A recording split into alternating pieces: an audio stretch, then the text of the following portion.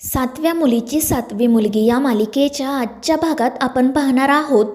Rupali अस्तिकाला phone करून सांगते की पुढच्या 1 मिनिटामध्ये त्या म्हातारीला दंश करायचा. मात्र त्यावर अस्तिका म्हणते की सगळेजण आजींच्या रूममध्ये जमले आहेत, सगळ्यांसमोर दंश करणं अशक्य आहे.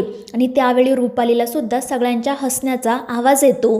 ती अस्तिकाला विचारते की नक्की काय सुरू आहे तिथे. त्यावर अस्तिका सांगते की हे सगळेजण आजींच्या रूममध्ये पार्टी करत आहे. आणि त्यावर रुपाली वैतागून म्हणते की तू काही कर, पण पुढच्या 1 मिनिटामध्ये म्हातारीचा जीव जायलाच हवा. आणि मग त्यानंतर अस्तिका पुन्हा रूममध्ये येते.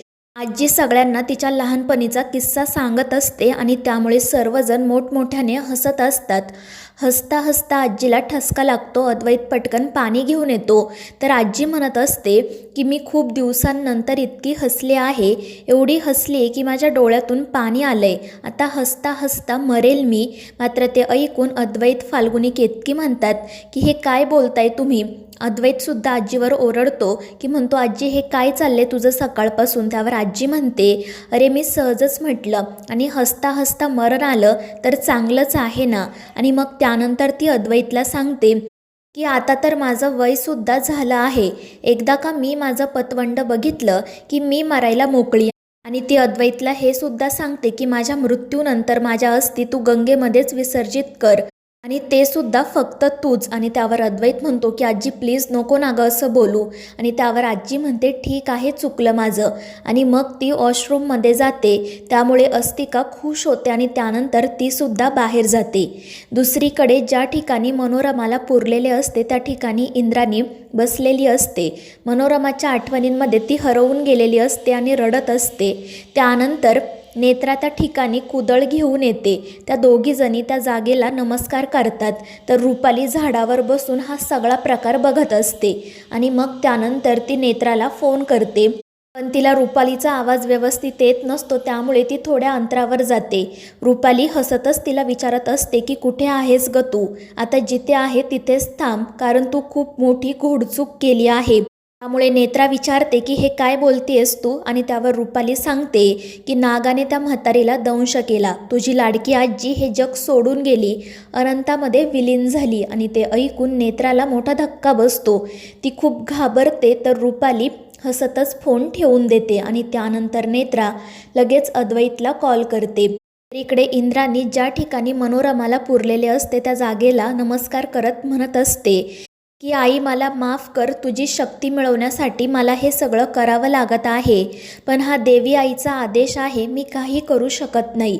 तर इकडे नेत्रा अद्वैतला कॉल करून विचारते की साहेब घरी सगळं ठीक आहे ना, आजी बऱ्या आहेत ना. त्यावर अद्वैत सांगतो हो नेत्रा, सगळं काही ठीक आहे, आम्ही सर्वजण आजीच्याच रूममध्ये आहोत आणि ती एकदम ठीक आहे, तू काळजी करू नको. तर नेत्रा विचारते की आजी कुठे आहेत, मला बोलायचे त्यांच्याशी. त्यावर अद्वैत म्हणतो की ती आत्ताच वॉशरूममध्ये गेली आहे, बाहेर आली की मी तिला देतो फोन. मात्र त्याच वेळी वॉशरूममधून आजीचा मोठ्याने ओरडल्याचा आवाज येतो. आणि आजींचा तो आवाज ऐकून सगळ्यांनाच मोठा धक्का बसतो. अद्वैतच्या हातून फोन खाली पडतो. तो धावतच दरवाजाजवळ जातो. नक्की काय झालं आहे हे कोणालाही कळत नाही. इकडे नेत्रासुद्धा खूप घाबरलेली असते. ती मोठमोठ्याने विचारत असते की साहेब काय झालंय, पण कोणालाही तिचा आवाज ऐकू येत नाही.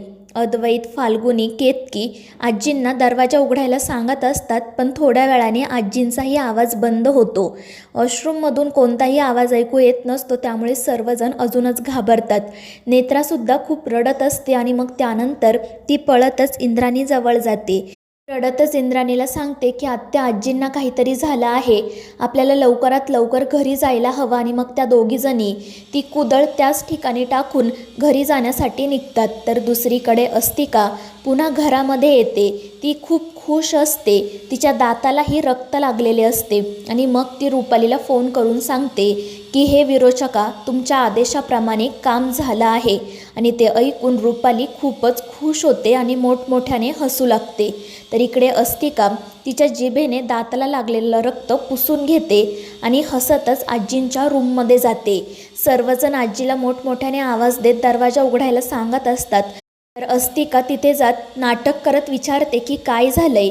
त्यावर केतकी तिला घडलेला प्रकार सांगते तर अस्तिका म्हणते तुम्ही बाजूला सरका, मी बघते काय झालंय ते. आणि मग ती दरवाजाला कान लावून उभी राहते आणि नाटक करत सगळ्यांना सांगते की आतमधून तर नागाचा फुत्कार ऐकू येत आहे. त्यामुळे सर्वजण खूप घाबरतात. अस्तिका पाठीमागे जाऊन हसतच म्हणत असते की काही करा पण पटकन दरवाजा उघडा, आजींच्या जीवाला धोका आहे. त्यामुळे अद्वैत दरवाजा तोडण्याचा प्रयत्न करू लागतो. तर दुसरीकडे नेत्रा आणि इंद्राणी त्या ठिकाणाहून गेल्यावर रुपाली त्या ठिकाणी येते. ज्या ठिकाणी मनोरमाला पुरलेले असते त्या ठिकाणी ती पाय देऊन उभी राहते आणि हसतच म्हणते की त्रिनयने, आता तुझ्या लेकींसकट तुलासुद्धा मी संपवून टाकणार आहे. हा विरोचक परत आला आहे. तर दुसरीकडे नेत्रा रडतच अद्वैतला फोन करत असते.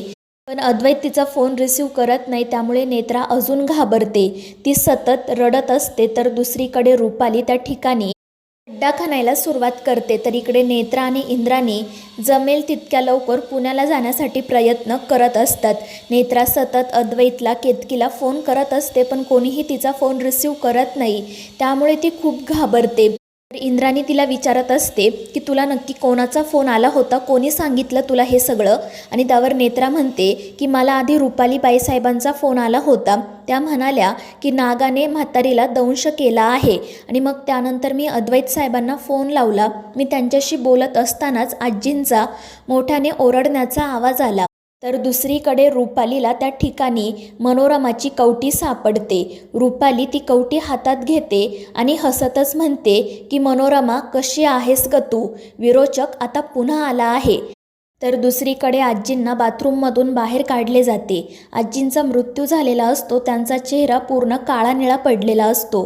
सर्वजण खूप रडत असतात. डॉक्टर आजींना चेक करतात आणि मग शेखरला सांगतात की पोस्टमार्टम करावे लागेल, तुम्ही ॲम्ब्युलन्स बोलावून घ्या. त्यावर शेखर रडतच हो म्हणतो. तर अद्वैत पुन्हा आजीजवळ जातो. आजीच्या डोक्यावरून हात फिरवत मोठमोठ्याने रडत असतो. त्याचवेळी अस्तिका त्या ठिकाणी येते. ती रडण्याचं नाटक करत म्हणते की बघा, मी तुम्हाला सांगितलं होतं ना, नाग खूप विषारी आहे.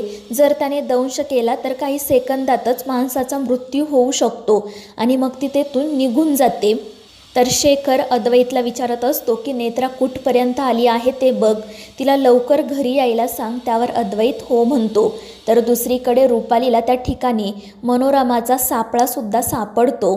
तर मित्रांनो, या मालिकेच्या पुढील भागांच्या अपडेट्ससाठी आपल्या चॅनेलला सबस्क्राईब करा.